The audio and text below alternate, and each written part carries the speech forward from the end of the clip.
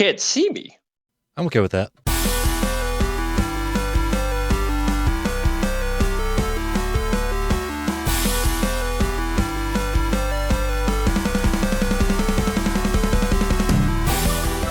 Hello and welcome to the Part-Time Gamers, the gaming podcast for people with full-time lives. I am Sir Nix, clocking in with my good friends, Knight of 12. Hello there, hello there. And that one weirdo.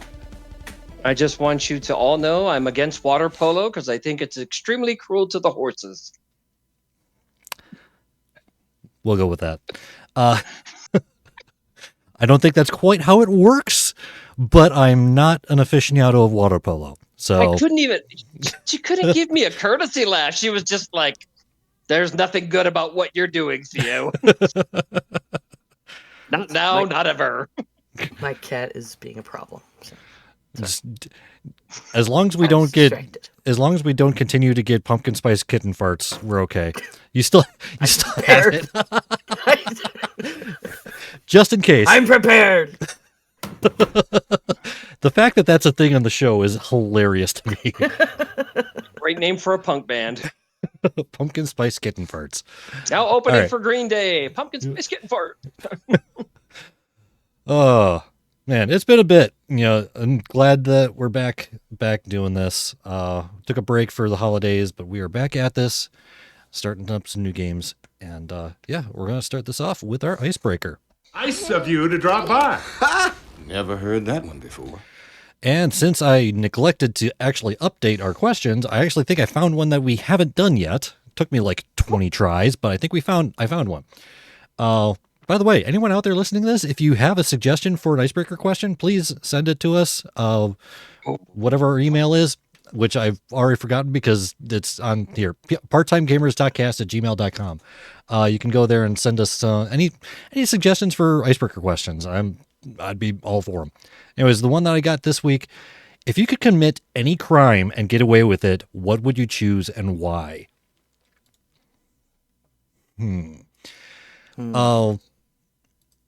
Election fraud. And I think you know why. Yeah, I could see that. So many places I could go with that. Yeah, this one could really go we up. all could. Yeah. See, the thing is, wait a minute. What if we've already done it and gotten away with it? Then you probably shouldn't mention it on the show. Unless the statute of limitations is expired. Yeah. And then please tell us. Well, Google's run by the Illuminati, so I won't look. They'll be looking. Yeah.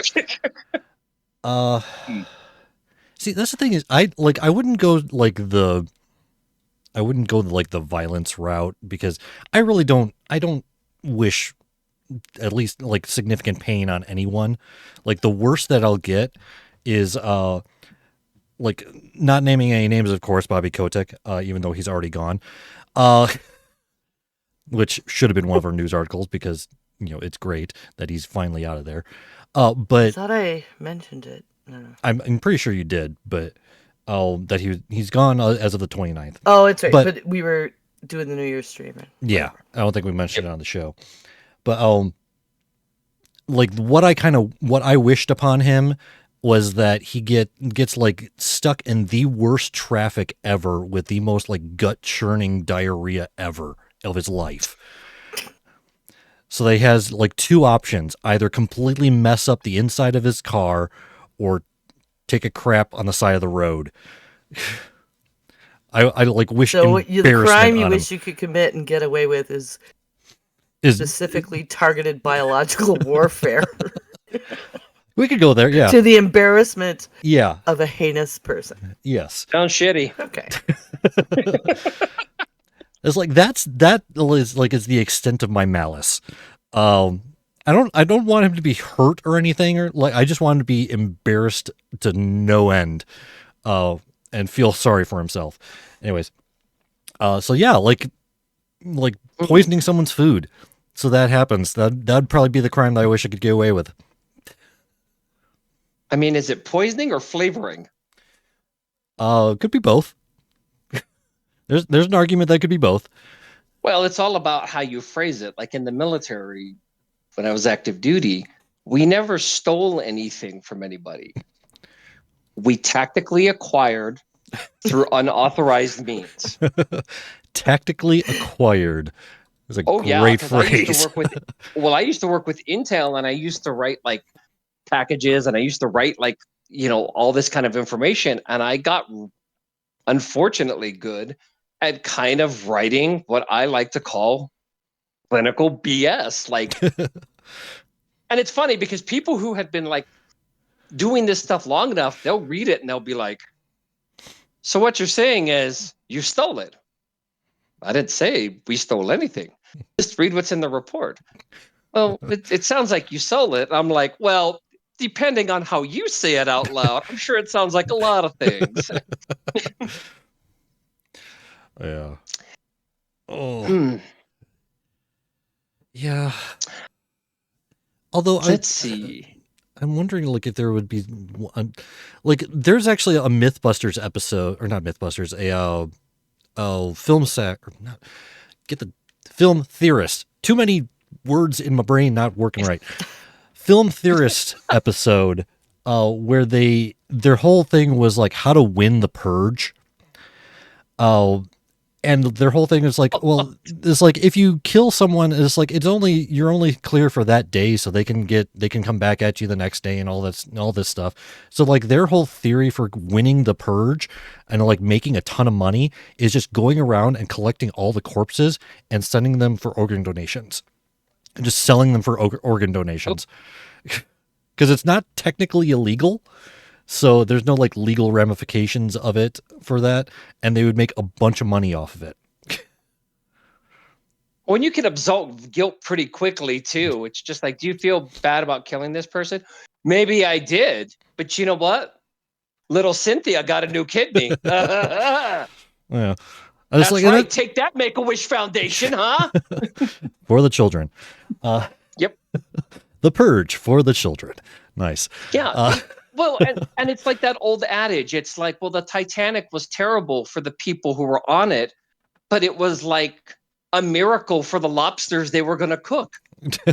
Like, it's all about perspective. It's all how you look at it. I know what I would do. You know what I would do? No, tell us. I would go back. I would find a way if I could go back somehow. And I guess this would be considered a crime because from a financial standpoint, and not to mention considering we're dealing with politicians from all spectrums points, they'd all get a little hissy fitted about it. But I would go back, I would find a way and take every single nickel that all of them ever took from lobbyists to change laws to disenfranchise all walks of life and give it back to those people they screwed over. Old Robin Hood technique. No, I don't look good in green. Well, it's technique, not fashion. Yes. But I'm awesome with the bow, baby. I got my Katniss down. Yep. Oh. All right. I'm glad I actually found a question that we hadn't answered before. But like I said, if you'd like to send us any, too, it's good. Yeah. And if you'd like to send us a question that you're wondering that you'd like us to answer, please send it to parttimegamers.cast@gmail.com. It might make it on the show. But let's go ahead and get into our water cooler talk. You get that thing I sent you? Yeah, I got it. All right, September. Let's start with you. Article on 6 free Steam games. Okay. Yeah, I was happy to find this today, and it was a nice, shiny new article, so it was time relevant, that there's 6 free games you can download and play this week. Apparently there's a bunch new on Game Pass and PlayStation Plus and Nintendo Switch, so you can go look there, but we're going to focus on Steam. Galactic Verse, single-player game. There's special events. I haven't played that yet. Bloodsong looks really cool to me. She's just a teenage siren. Let her rock, apparently. You're a punk rock siren princess. So you're like, she's hell bent on like getting her headlining her own show, and so there's puzzle solving, and you have to match your blood song with musical pitch. So I'm pretty keen on checking that out. Dream Team Basketball, Warlords Battle Cry, The Protectors of Etheria, King's Call. It's a trading card game, and Moi Moi Heroes. So I don't know. It looks like a tower defense maybe, because it says you have to reach King Moi Moi's crown and return it to score. So Okay. and it's a uproarious adventure. So yeah, 6 free things to go play. Yeah, specifically on Steam too. So Yeah. yeah, Free stuff, good. yeah. I mean, worst case scenario, you play it and don't like it. It doesn't cost you anything. So free is always a good price. Free is always good. Yeah. And I do mean to look up. I gotta see what's on Game Pass right now. New. I got a quick. Oh, thanks, Sean. I had the link ready to post. Beat you to A it. quick look earlier, because we have a house guest. My friend Leanne came over to paint. She brought her son, and they don't have an Xbox, so he was like, "Ooh, what you got?" And I was like, "I got Game Pass. What do you want?" Yeah, pretty much. Again, especially for this show, Game Pass is such a huge asset. I mean, for this entire month, actually, all the games that we're covering this month are on Game Pass. So, that I mean, and is, for almost anyone, if you're not just invested in getting AAA games and spending $60 pop and playing them to death because you have all the time, having a subscription like that where you can pop in and pop out and try so many things oh yeah, is I love it. yeah. I mean, that's one of the reasons why Microsoft is killing the software side rather than the hardware side. Like, I'm still kind of partial to Xbox in general, but I don't need it. I don't need a console period now, because I just have access to it, like almost their full library on PC through Well, Game and even with Pass. consoles, at least it'll never get as fragmented as our streaming services, Yeah, right? that is also true. You'll only ever have to subscribe to like 3 things, Yeah. maybe. Yeah. All right. And Theo, staying on brand, has brought an article about Ubisoft. Same Theo, same Ubisoft. No. As per usual, I got to go after Ubisoft a little bit. And, as I've talked about on the show before, they make themselves an easy target the past couple years. They've gone through a lot, but they've put themselves through a lot. And they're not an outlier as far as a lot of gaming companies, but they seem to not be doing themselves a lot of favors. They're just, whatever they're doing just always doesn't look the best. So January 25th, mark your calendars, friends. There is going to be 10 games from Ubisoft, some fan favorites. Yeah. Assassin's Creed 2, Future Soldier, don't get me started. I got a speech prepared for that one. Thoroughly worded email there, Ubi. They're going to be shutting down servers for those. Now, obviously, the reason what they put out in the press release, the him and haw, is, it's a financial decision. To keep these things going. We all know that it's not free. Like, to make these things available, these updates, to have these things connected to servers, it costs. And if these games aren't performing the way they would like, and their metrics suggest that they do something about it, this is the low-hanging fruit. But, a few of these games, they don't count on a lot of online content or a lot online, servers, connections, stuff like that. Future Soldier does. So, and that being one of them, not just the only one, but these are some games that have really helped make, as I've talked about before, when Ubisoft was really in the fast lane and really had it nailed down, these are some of the games that really helped make that possible. And now they're starting to have a little bit of that detour because financial reasons. Yeah. And they've been kind of treading water in, as far as financials go for a little bit. And this is just another sign that this is a company that, at least as it stands now, we can't tell if they're coming or going. But January 25th, mark your calendars. It's another sad day for Ubisoft. January 26th, I'm sure I'll come up with another reason to find another article to prep on them. Yeah. But as I said before, and we've had this discussion many times, and I just come back to it because it's just sad to watch a company. It's a little bit like how me and Sean had the conversation about like Konami back in the day. Like, these are companies that are like near and dear to my heart. Yeah. They help make me kind of who I am a little bit. Well, that and time in the military and Guns N' Roses, but they had such an impact to where when I watch them fall off, many things go away over time. Entropy comes for all things sooner or later, but to watch Ubisoft really just like kind of fall in their own shoelaces, it's heartbreaking. It's sad. And it's just kind of this cycle they seem to be stuck in. So they're starting off 2024 much the way they started off 2023. Yep. In the toilet. Yep. Flush.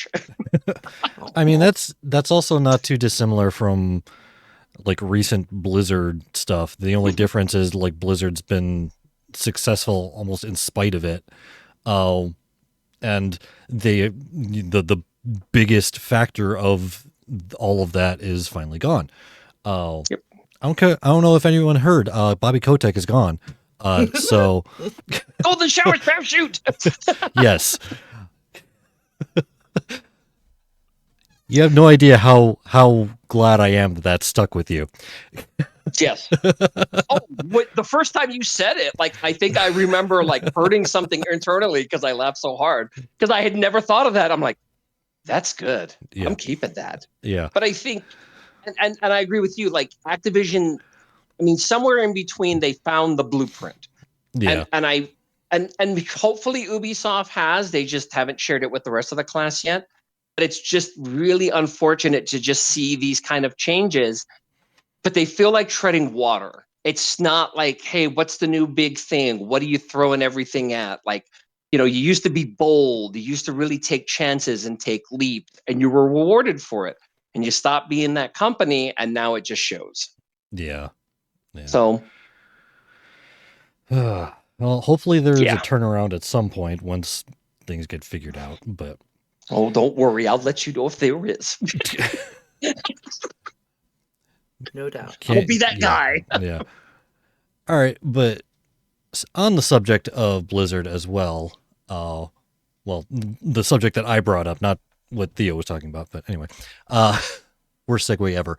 Anyways, my article is about I've been back into retail for a couple months now, like basically since Chris Metzen was at BlizzCon, and one of the things that came about after that was them showing the next major patch for World of Warcraft, which is 10.2.5. And they finally, as of this week, have a release date. So the next World of Warcraft patch, Seeds of Renewal, is coming out January 16th, which is going to be a week from this Tuesday.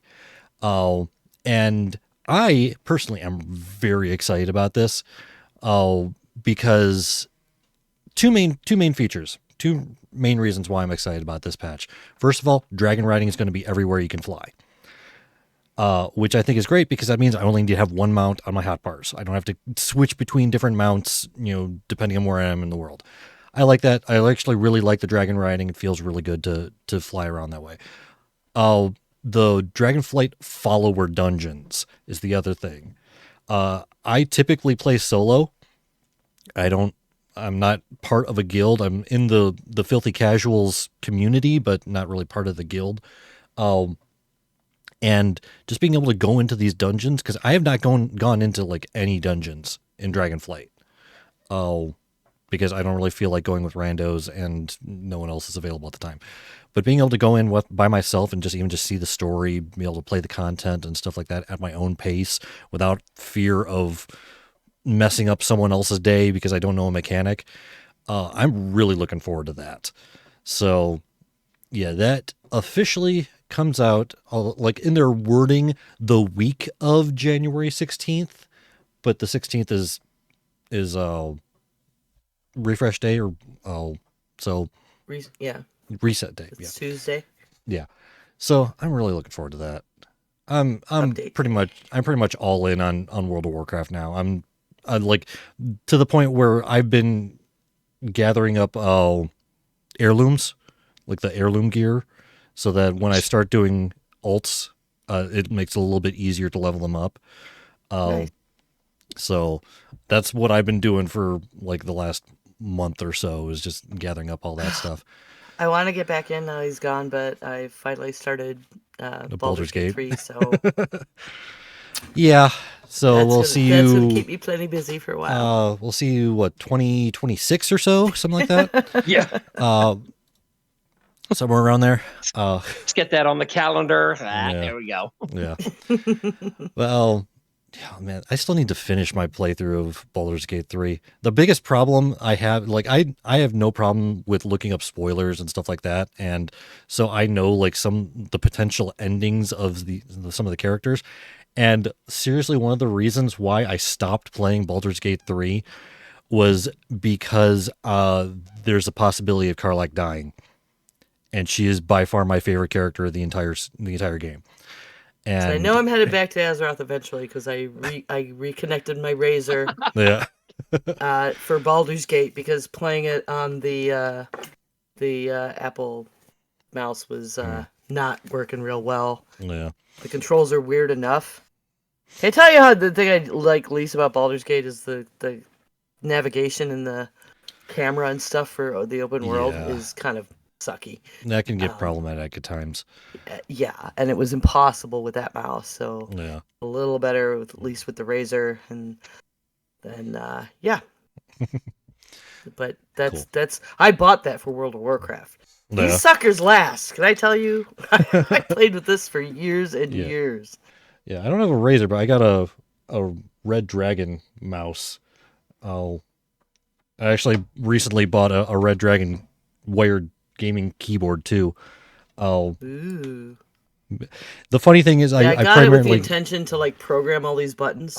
It never happened. the funny thing is I found this brand and bought it literally because it's Red Dragon, and that's like my favorite one.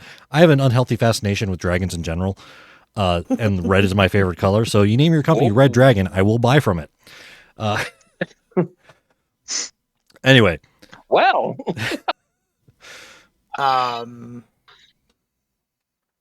What? He didn't say bad dragon, Theo. Take a breath. Red Dragon. Anyway. I know, but well, okay, to be fair, one, yeah, I heard it all, but two, he's the one who injected the term unhealthy. Just saying. You know, it's kind of like the difference in like fonts. Like if you look at like you write on somebody's, like you write in like a letter thinking of you, but then you use like, you know, cut magazine clippings thinking of you. Like what? I temporarily forgot who I was talking to. Yeah, Well, that hurt. Yeah. Well, that hurts. Stop dragon shaming Sean. It's like I got a dragon painting right there. Oh, it does remind me. Amazing. I gotta tell you guys about the new glass etching design I'm gonna make. So. Oh yeah. Well, Christmas is over and the holidays are over, but I still want to etch some glasses to put on my shelf at the coffee shop, so I will tell you now. So I've got some pretty snowflake ones, and I made myself a really pretty snowflake etched tinted wine glass. Yeah. So I was like, ooh, I got snowflakes down, so what I'm going to do is on the other side of the wine glasses, I'm going to say, le tits now, to like play on that meme. And if you get it and you get it, they'll sell, or if not, people will like freak out at the coffee shop and break them, but I don't care, because if they don't sell, I'll use it. I have friends that will love Le Tits Now wine glasses. So. Yep. Let it snow, let it All right. snow. On that note, before we get back to work, I'd like to mention our Patreon, patreon.com/PTGcast. If for whatever reason you appreciate our ramblings and segues and such, and you'd like to help us out a little bit with our paychecks, you can go there, patreon.com/PTGcast. Drop us $1, $5, $10. It all helps, and we really appreciate it. And with that, let's go ahead and get back to work. Morning break is over. Morning break is over. All right. So this month, this has been a theme that we've been. Actually, I don't think I ever got the bot fixed, so that doesn't work, unfortunately. So this month's theme is going to be what's coined as chorecore. So this is like, it kind of surprised me that this is not a common phrase, that this is just like within the Frog Pants community type thing, because it was, I believe it was coined by Scott. Huh. So this like, I mean, whenever I use it, people know what I'm talking about. I mean, it's kind of like, it's easy to understand, but I don't think it's like an official quote unquote like genre or whatnot, but it works. So we're going to be talking all chorecore this month, and today specifically we're going to be talking about the game Unpacking, developed by Witchbeam and published by Humble Games. It's currently $19.99 on Xbox, PlayStation, Switch, and Windows and Mac via Steam. It is $9.99 on Android and iPhone, and like we mentioned, it is also available on Game Pass. So if you'd like to try it out, I know Kit in our chat has played a lot of it already, but if you'd like to try it out, you can on Game Pass. So it took me a little bit of time to figure out how to accurately describe this game, and I came up with the phrase a chorecore household organization game, because you're like, the name Unpacking is pretty literal in this sense. You're literally unpacking moving boxes and putting the items, said unpacked items, in these different households. Excuse me. So you have to try to figure out where these things go. There's a slight puzzle solving element to it, because there are some instances where the game has like certain areas where it thinks these certain items should go. And if for whatever reason you don't put the item in that area, it'll tell you, it's like, hey, this needs to go somewhere else, even though it's a completely logical place to put it. There are reasons, though. I discovered one today where I told you I was stuck. I figured it out. And it's because of the plot that you do figure out is there. So now that's the very basic gameplay. You open up a box, you take the item out, and you're just placing the items. That's the basic gameplay. But what I find very, very interesting and very well done about this game is the fact that without any sort of explicit story mode, they don't have any exposition or anything like that, you are able to infer the life of, this is the same person going through these different households over different years, and it's a cohesive story just by what you're unpacking from their boxes. You get a story of what's happening with this woman who you're following. I mean, and it even takes to the second house, which is actually a college dorm, to find out that you are actually following a woman through this adventure, because you start pulling out like bras and feminine products and stuff like that from the boxes. But yeah, without having an explicit story mode, you're able to infer different things about this woman's life. Like, it starts off in her like first childhood room in her parents' house, when she's, I estimate, around 12 years old. And it also, you get references to the years. Like, it starts off in 1997, and one of the things you pull out of boxes is a Tamagotchi. You know, she's got all kinds of stuffed animals and drawings and stuff like that, things that you would typically find in a 12-year-old's room. And so and then you go to college, and you're pulling out, you're pulling out some of the stuffed animals, still some of the stuffed drawings, but then you have like a giant CRT monitor and computer that you set up in your room and everything. And then it's like, you're just progressing through this woman's life as she gets older. I was so drawn in by the things that for me were like, having lived through these ages, and the hobbies Yeah. and the interests that they pick up, right? Yeah. This game is so made for nerds. Like different consoles happen, Yeah. different. She gets into tabletop gaming, like you said. Yep. Starts all of a sudden. There's some figures and polyhedral dice. Kit is in the chat and was saying that, and I don't think any of us caught that some of the figures that the woman collects are from a previous game by this developer, which is Yeah. neat. Nice little Easter egg in there. That's pretty cool. Yeah. But I remember watching somebody play this, or maybe Scott Johnson was talking about. There's a GameCube at one point, Yep. and people who don't know that form factor on site are like trying to they think it's a kitchen appliance because once in a while there's something in a box in the wrong room and you have to Yeah. figure out what it is to take it to another room. Yeah, like you'll find one boot in a box in the bathroom or something like that. Yeah. But the GameCube one was like a trick.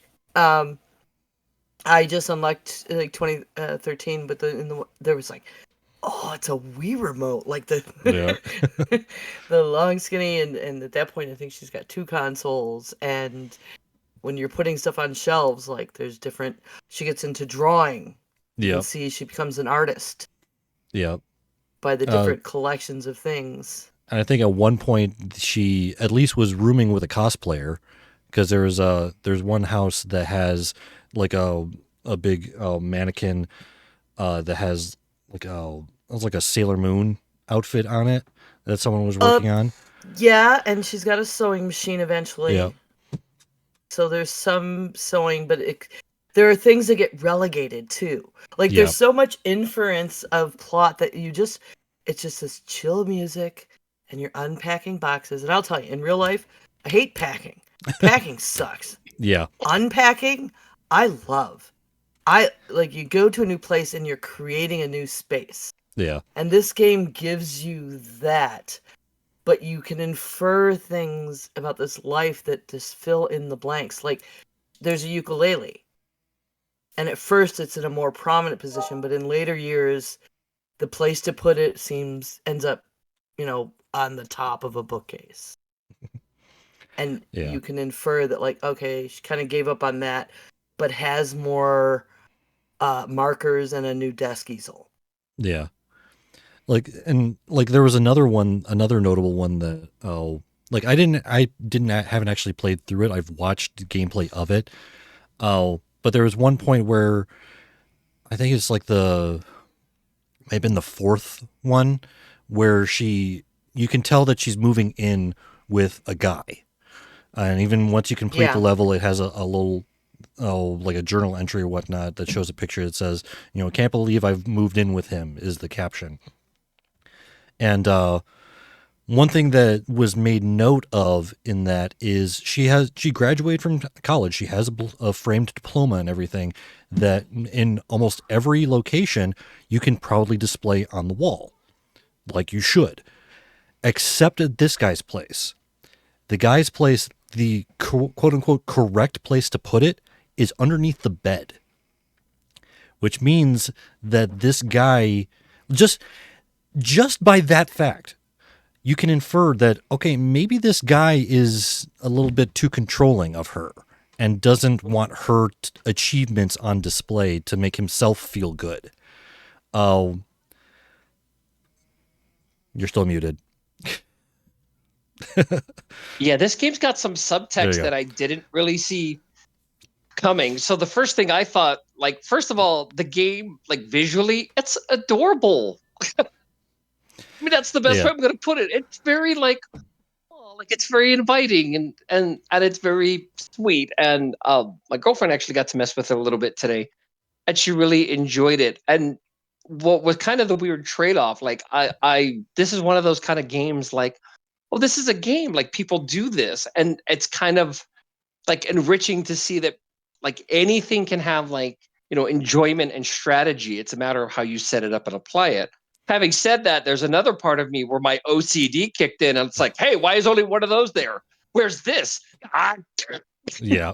I was gonna say she is a little OCD about her. Nobody's underwear drawer. I've never met a female in my life whose panties are all in that perfect fold, Yeah. stacked in the drawer. Like, no, She must have been in the Air Force because they actually do that in basic training. They teach you how to right? fold some of your things. I kid you not.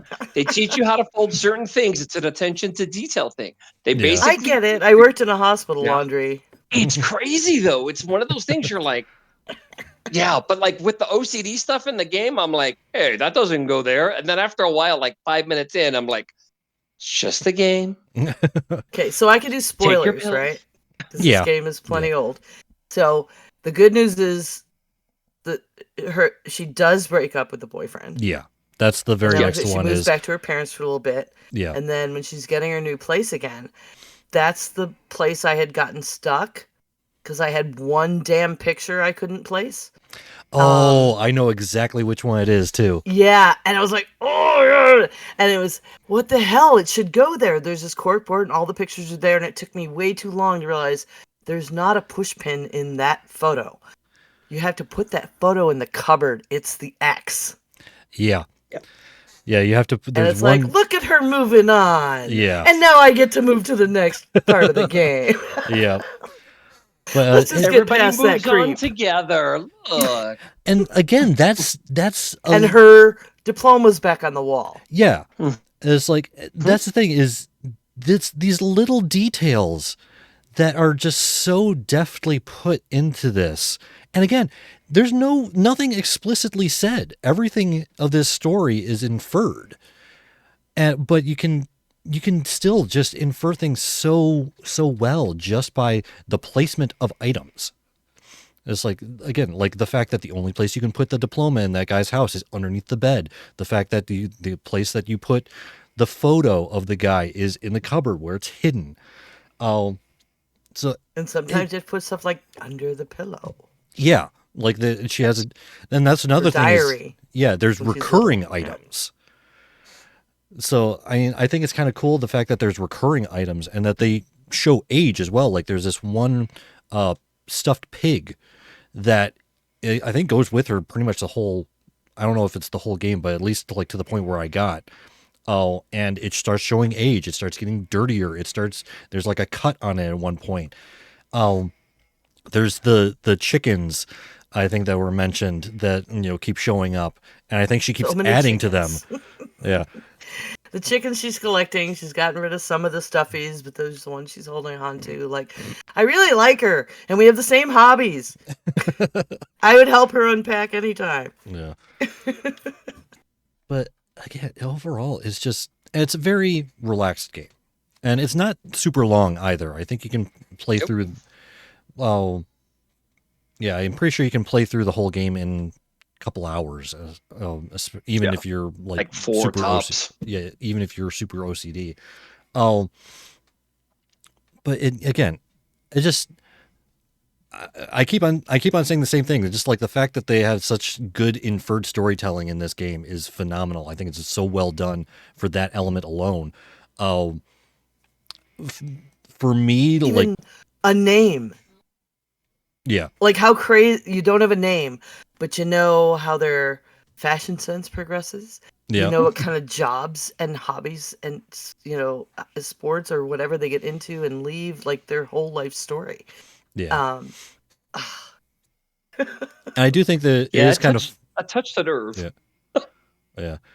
I do think there's a couple little Easter eggs. You can get like different achievements for doing stupid things. Like I think you can get one for putting the toaster in the tub. I think that unlocks an achievement, which gives you like stickers that you can put on the screenshots you can take and everything. Yeah, I didn't do a bunch of the scrapbooking. Yeah. That's kind of not my jam. But it does have that, where you can take pictures of stuff and you can do basically scrapbooking. Yeah. But this is one I'm at the very least I'm going to keep watching. There's a couple different full playthroughs on YouTube that I've watched. Really glad you didn't hate it because you were so resistant to any chore. Well, here's the thing: is while I like the game itself, it's one that I appreciate more watching rather than playing, because honestly, the organization and stuff like that is boring to me. Here's the thing. My wife gets on me a little bit about this. When I was growing up, my parents made a deal with me that as long as I had a path from from my bed to the door in my bedroom, it didn't matter what the rest of the floor looked like. And Lucky. when I was growing up, you basically didn't see my floor. So organization is not a great thing for me. If you could see the stuff behind me, that would also confirm it. Because right now, like lower than the camera can see on the floor is just a bunch of tools and like my old keyboard and crap like that. Anyways, organization is not a thing for me for the most part. But I gave up and hung Zelda curtains. yeah. If you don't see it on camera, it doesn't exist. Well, it's a bunch of nerd happens, swag, but exactly. also just my printer, and then Yeah. But Kid was mentioning watching Jacksepticeye play this. I actually watched his girlfriend Gab Smulders play through it. I actually kind of like her channel a little bit better, just because she's not quite as boisterous. She actually just kind of talks about the game and doesn't go off on tangents and stuff like that. But yeah, even if you're just watching it, it's a very chill thing to watch. Kind of looking at it and just like, well, where would I put this item? Like how would my OCD direct where this stuff is placed? But again, regardless of the gameplay and such, I'm going to say it one last time. I swear, I really appreciate that storytelling, that just inferred storytelling and world building. It's amazing how much you can infer from that kind of stuff. and it is so good, like to play. I don't know if I mean, I guess when you're watching, you're seeing them not get it and not get it too, but like the figuring out where something goes when you can't quite make it fit, and thinking through to why something would be somewhere else. Yeah. Is a nice, without being stressful level of puzzle. Yeah. Because most of it's like real easy and forgiving, and you can put this one place or another. Some of it, nope. Yeah. Put that shithead in the cupboard. Maybe next year I'll get to burn it. I don't know. Yeah, it's trip how so much of the storytelling is so done in between kind of, or kind of behind the scenes. Like it's all there in front of you. It's kind of like almost like a mystery in itself, where it's like, it's all right there. It's just kind of the pieces. It's like the evidence kind of around. But this was one of those games where I'm like, oh, this is a thing. Like people do this. Yep. Okay. Well, it make you And it think didn't about like Doki Doki, so that's all that matters. I know. I was like thinking about that earlier when you were saying that you were starting like, oh, I didn't expect this storytelling. I was like, did you start to worry I was going to Doki Doki you again? There were I'm a couple things where I'm sitting there looking at it and I'm like, wait, was she putting? Wait, okay, that's just okay. Like there's a couple things I'm like waiting for her to like move a Put the shelf, and toaster in it's the like, tub? oh god, there's a skeleton back there. What the hell? No. But it does make me think about it. It did make me think about, and if like kind of just it can lead you to musing about like, what if somebody is unpacking a box of my stuff, Yeah. right? Yeah. Like, or when my, what it's gonna happen eventually. Like, what would people think of my life story? What would my life story look with the stuff I have? Yeah. So, but I'm just mushy person like that. One other thing that I just remembered that I still think is hilarious, because it's so on brand for like gamers in general. At one point, she's unpacking stuff, and there's just like miscellaneous box of cords that literally every gamer has. That's like literally like my drawer right under here under my computer is that drawer. Where it's like, I might not need it, but I'm gonna keep it just in case. I probably have cords in there that don't actually like exist for any device anymore. But I still have them. Oh yeah. Yeah. But But if you throw it away, you'll need it. I promise. oh yeah, next day Damn it. it's like son of a. Anyway, Oh, And that's every out. time. Every time she's got one of those file boxes with the Yeah. handle. That's the accordion. Like, yeah, I have one of those in the attic. I can't bring myself to throw it away. I'm gonna need it. It's something about every 10 years something happens and I need that for a week. Like, yeah, yeah. So overall assessment, especially for the part-time gamer aspect of this, like we said, it's a pretty short game. I mean, even then you can take it in chunks, one level at a time.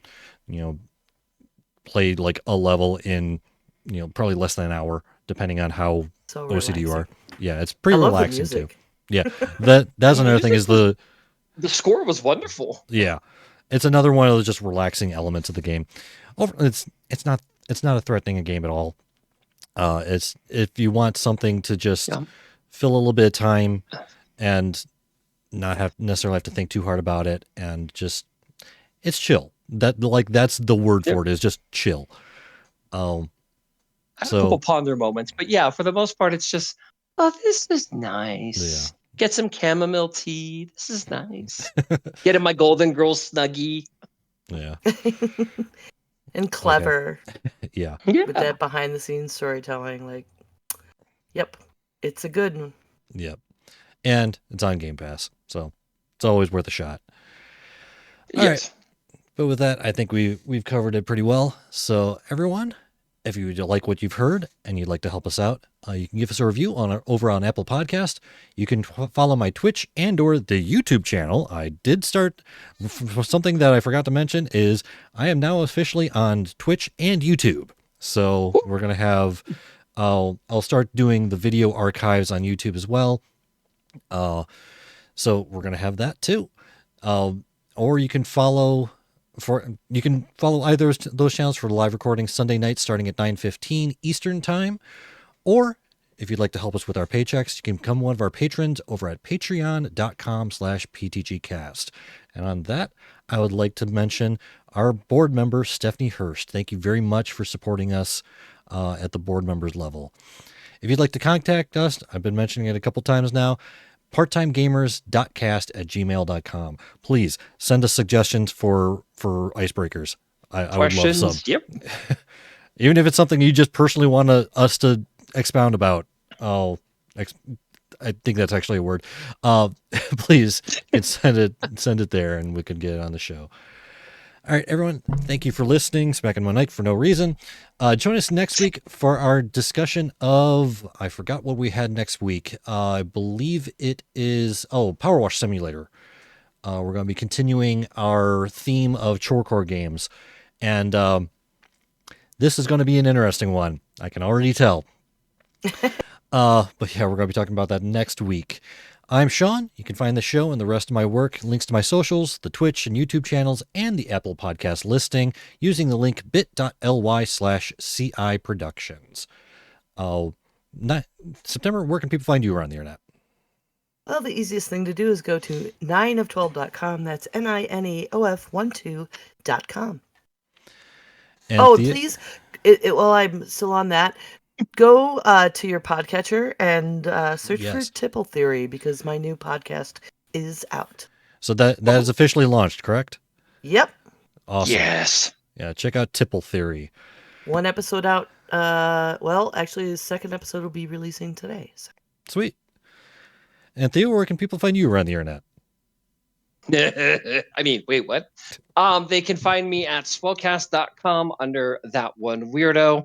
And next week, hopefully no later than Monday, I will be releasing my new solo podcast called Lone Geek Rant. Guess what I do in it? A shocker. And I'm also excited. I want to share what you got. Yeah, I'm a lone geek and I rant. The usual. Yeah, or as I call around here, Tuesday. Yeah. And I'm also excited that I've started putting things in place, booking all my stuff. I will be at Level Up in April. I'm very excited. I finally get to go to that. And I'm going alone. I'm leaving everybody behind. They're like, hey, we'd like to go with you. I'm like, no, you're no fun. You stay. And In July, I'm also going to Evo, and I'm going with my son, so I'm pretty excited about that. Nice. In Vegas, Sweet. so And very also, exciting stuff. sorry. And also, because it's worth mentioning, something else that we're going to be changing up this month, starting this month. Normally, we do a show every week. Well, most weeks, unless something comes up, which happens at times. But from now on, we're not going to be doing a show the last Sunday of the month. Instead, we're going to be doing a game night. So this month, we're going to be, and the last Sunday of the month, which I believe is the 28th, we're going to be playing Stick Fight the Game. Just hilarity is going to ensue. People can drop in and out when they like, and it's just going to be a fun time. And we're going to be live streaming that same time as the show, just game night instead. And that's going to be pretty much from now on, until we So we're not decide to doing change stick it. fight with actual people. Oh, okay. Darn, there goes my hopes and dreams. You say that as if anyone plays this game well.